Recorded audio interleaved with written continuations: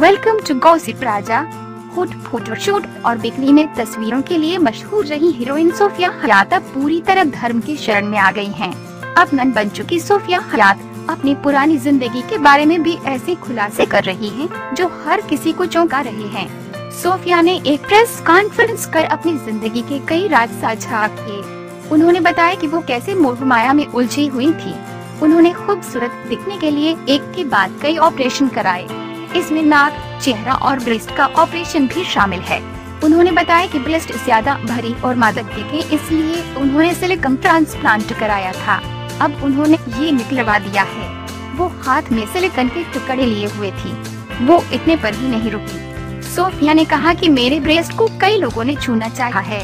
क्या आप भी इन्हें छूना चाहते हैं तो लीजिए, छू लीजिए। इतना कहकर जब उन्होंने सिलिकॉन के टुकड़े आगे बढ़ाए तो एक दफा तो सब चुप रह गए। वो अपनी सेक्स करने की इच्छा पर भी खुलकर बोली।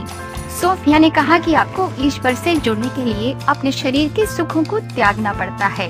वो अपने शरीर के सुख से ऊपर आना चाहती हैं।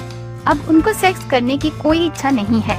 बिग बॉस प्रतिभागी रही सोफिया ने कहा कि न तो वो अब कभी सेक्स करेंगी, न ही शादी और न बच्चे। उन्होंने ये भी बताया कि आखिरी बार उन्होंने कब शारीरिक संबंध बनाए थे। सोफिया ने बताया कि गुजरे साल 2015 में उन्होंने आखिरी बार सेक्स किया था। इसके बाद कभी उन्होंने शारीरिक संबंध नहीं बनाए।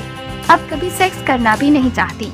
नन बनकर सबका ध्यान खींच रही सोफिया इससे पहले न्यूड फोटोशूट, बिकनी में होली और रंग प्रदर्शन के लिए चर्चाएं बटोरती रही हैं।